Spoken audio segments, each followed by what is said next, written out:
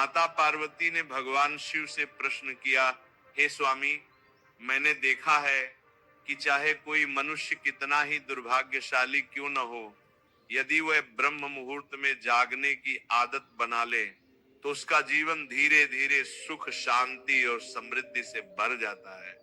ऐसा क्यों है? कृपया मुझे ब्रह्म मुहूर्त का रहस्य बताइए। तब भगवान शिव ने मुस्कुराते हुए कहा, हे देवी, मैं तुम्हें इस प्रश्न का उत्तर एक कथा के माध्यम से देता हूं।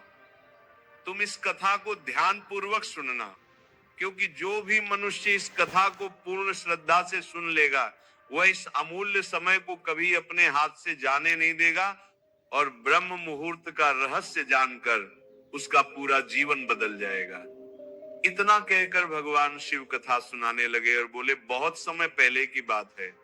काशी नगरी में दीनू नाम का एक लड़का रहता था। वह स्वभाव से बहुत अच्छा था, किंतु उसमें एक गंभीर अवगुण था। उसे देर तक सोने की आदत थी। प्रातः उसे जगाने के लिए घर वाले अनेक प्रयास करते, परंतु वह प्रतिदिन देर से ही उठता और 9 बजे से पहले उठना उसके लिए असंभव सा था। जब वह छोटा था तब परिवार वालों ने सोचा कि उम्र बढ़ने के साथ उसकी ये आदत स्वयं ही सुधर जाएगी, परंतु जैसे जैसे वह बड़ा होता गया ये आदत और भी गहरी होती चली गई। संसार इधर उधर हो जाए पर वह समय पर जाग नहीं पाता था। उसके पिता इस आदत से अत्यंत दुखी और चिंतित रहने लगे थे, क्योंकि धीरे धीरे उस लड़के को नकारात्मक शक्तियों ने घेर लिया था। वह छोटी छोटी बातों पर क्रोधित हो जाता, सभी को पलटकर उत्तर देने लगा, दिन भर उदास और निराश रहता, जिसका प्रभाव उसके स्वास्थ्य पर भी स्पष्ट दिखाई देने लगा। जब दीनू ने देखा कि उसके सभी मित्र जीवन में सफल हो चुके हैं और वह स्वयं वहीं का वहीं खड़ा है, तो उसकी चिंता और बढ़ गई और वह अपनी असफलताओं के लिए ईश्वर को दोष देने लगा। वो बार बार यही कहता कि उसकी किस्मत ही खराब है, जबकि उसके पिता भली भांति जानते थे कि उसके जीवन की असफलता का वास्तविक कारण क्या है। भगवान शिव ने आगे कहा, हे देवी, एक दिन उसके पिता को किसी सिद्ध सन्यासी के बारे में पता चला जिन्होंने अनेक लोगों का जीवन बदल दिया था। ये सुनते ही उन्होंने निश्चय किया कि वे अपने पुत्र की समस्या लेकर उसी सन्यासी के पास जाएंगे। उन्होंने सन्यासी को दीनू की आदतों और उसके व्यवहार के विषय में सब कुछ बताया। तब सन्यासी ने कहा, कल अपने पुत्र को मेरे आश्रम में लेकर आना।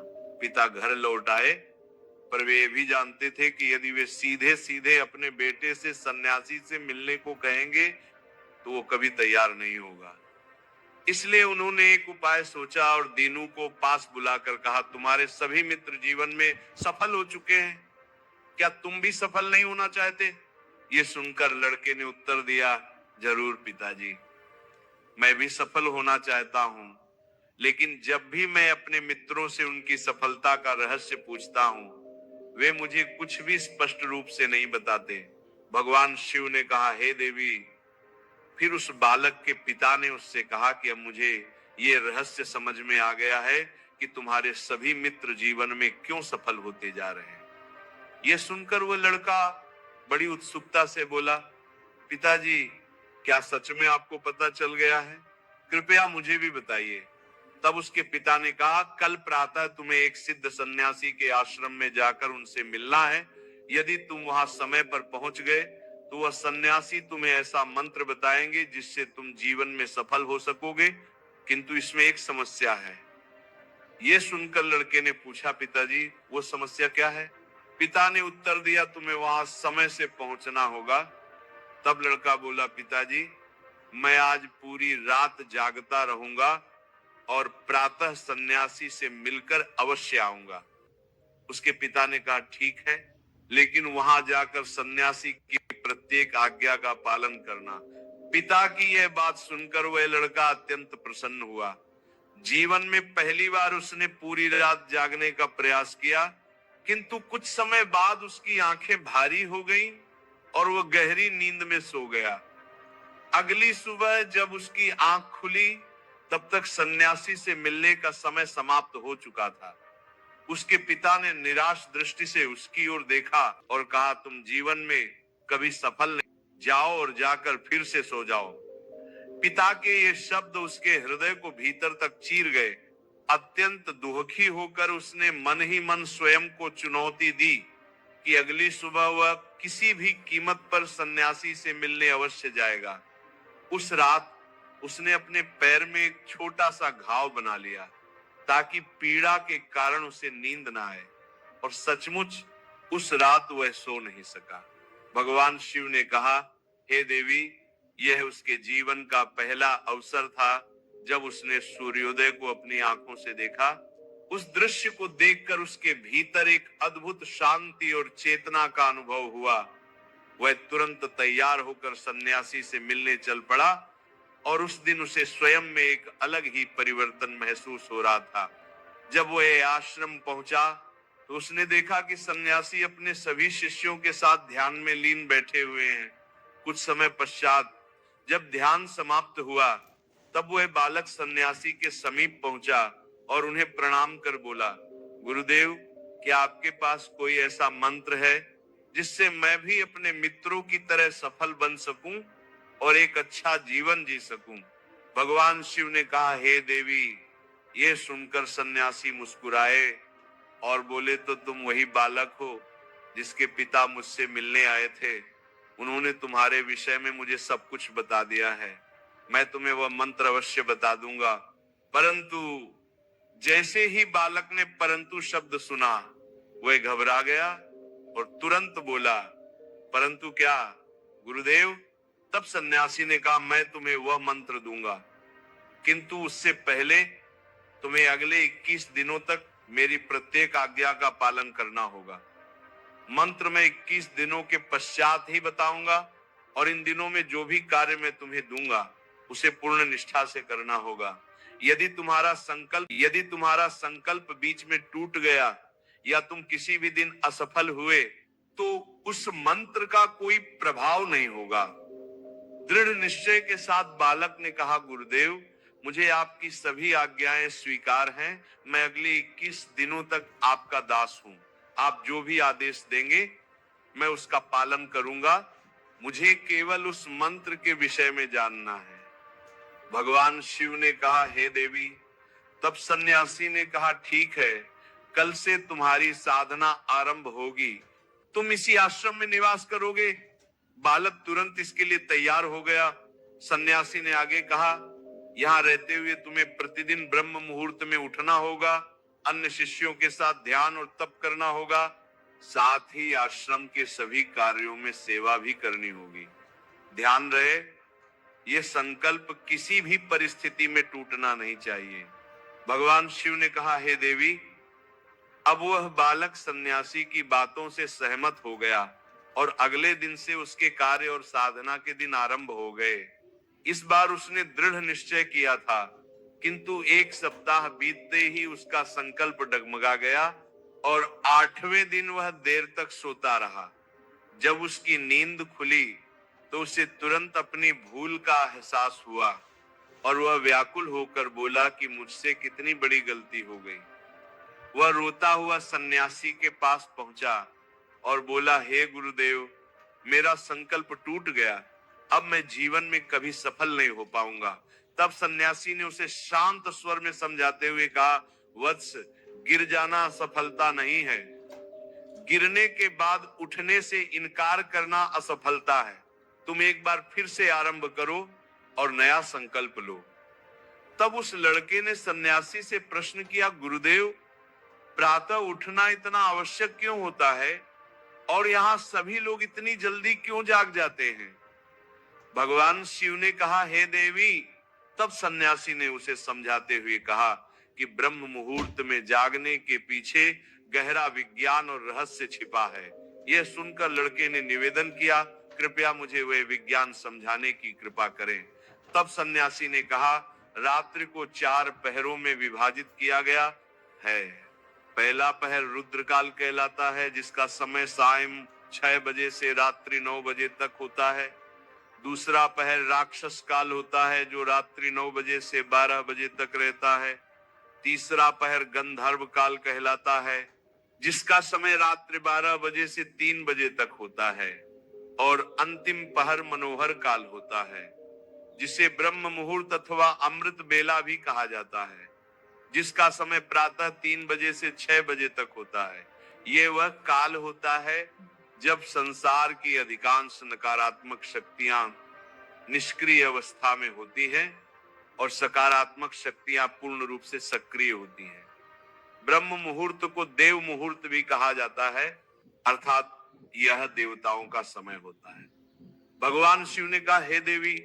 सन्यासी आगे बोला कि इस समय देवता पृथ्वी पर विचरण करते हैं और जो मनुष्य इस काल में जागृत रहता है उस पर उनका विशेष सकारात्मक प्रभाव पड़ता है।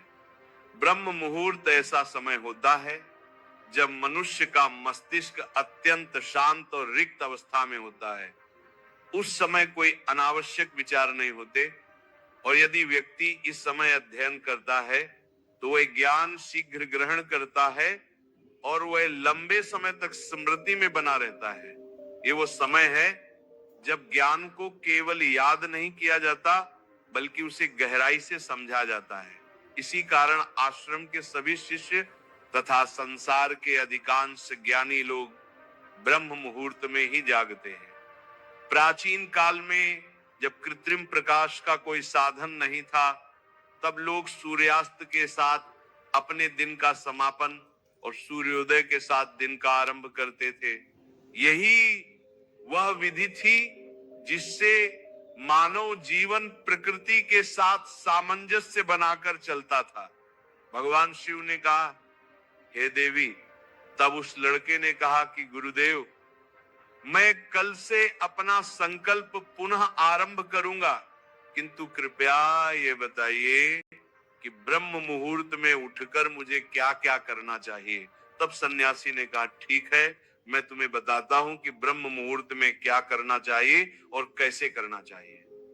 सबसे पहले जागकर धरती माता पर पांव रखने से पूर्व उन्हें प्रणाम करना चाहिए। म्यूचुअल फंड 12% का रिटर्न दे रहा है, रियल एस्टेट तो केवल 7% का रिटर्न। गलत कह रहा है, मेरे पास भी तो डाटा है। धरती माता पर पांव रखने से पूर्व उन्हें प्रणाम करना चाहिए। फिर अपनी दोनों हथेलियों को देखकर ईश्वर को धन्यवाद देना चाहिए कि उन्होंने तुम्हें आज का सूर्योदय देखने का अवसर दिया। इसके पश्चात नित्य कर्म और स्नान करना चाहिए, जिससे केवल शरीर की ही नहीं बल्कि मन की भी शुद्धता होती है। स्नान के बाद ध्यान की प्रक्रिया होती है। ब्रह्म मुहूर्त में किया गया ध्यान अत्यंत प्रभावशाली होता है और जब किसी विशेष मनोकामना की पूर्ति के लिए साधना की जाती है तो इसे 21 दिनों तक निरंतर किया जाता है। ये वही समय होता है जब साधक अपने आज्ञा चक्र को सक्रिय करने का प्रयास करता है और यहीं से उसके जीवन में वास्तविक परिवर्तन आरंभ होता है। भगवान शिव ने कहा, हे देवी। आगे वह सन्यासी बोला कि आज्ञा चक्र दोनों भवों के मध्य स्थित होता है और इसे संकल्प का केंद्र भी कहा जाता है।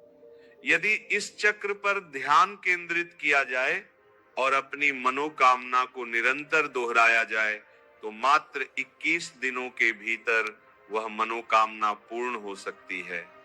यदि किसी के मन में कोई अधूरी इच्छा हो और वह उसे पूर्ण करना चाहता हो तो सबसे पहले उस इच्छा का स्पष्ट निर्धारण करना आवश्यक है। आपको वास्तव में क्या चाहिए, यह निर्णय दृढ़ता से लेना होगा। इसके पश्चात ध्यान की विधि आरंभ करनी चाहिए। ब्रह्म मुहूर्त में स्नान के बाद ऐसा स्थान चुनना चाहिए जहां शुद्ध वायु का समुचित प्रवाह हो, क्योंकि ध्यान के समय प्राण वायु का शुद्ध होना अत्यंत आवश्यक होता है। ध्यान की अवस्था में रीढ़ की हड्डी पूर्णतः सीधी होनी चाहिए और गर्दन भी सीधी रखनी चाहिए। सुखासन में बैठकर दोनों हाथों को घुटनों पर रखें, आंखें बंद कर ले, हाथों की मुट्ठियां हल्के से बंद करें और 2 से 3 मिनट तक पूर्ण रूप से शांत होकर स्थिर हो जाएं। जब शरीर स्थिर हो जाए और श्वास प्रश्वास शांत हो जाए तब अपना संपूर्ण ध्यान आज्ञा चक्र पर केंद्रित करे। इस दौरान लंबी और गहरी सांस लें। सांस को कुछ समय तक रोक कर रखें और उसी क्षण अपनी मनोकामना को मन ही मन दोहराएं। साथ ही अपने इष्ट देव, देवी देवताओं और गुरुजनों का स्मरण करें। भगवान शिव ने कहा, हे देवी। सन्यासी ने आगे बताया कि जब सांस को रोकना कठिन होने लगे तब धीरे धीरे सांस को बाहर छोड़ दें। नासिका से सांस भरें और मुख से बाहर निकालें।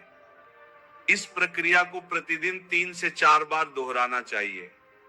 ऐसा नियमित रूप से करने से मनोकामना अवचेतन मन तक पहुंच जाती है और इच्छा पूर्ति का मार्ग शीघ्र खुल जाता है। आज्ञा चक्र के सक्रिय होने पर वह हमारी आज्ञा को पूर्ण करने लगता है। सांस को रोकने की अवस्था में शरीर एक प्रकार की सजग स्थिति में चला जाता है, जिससे व्यर्थ के विचार शांत हो जाते हैं।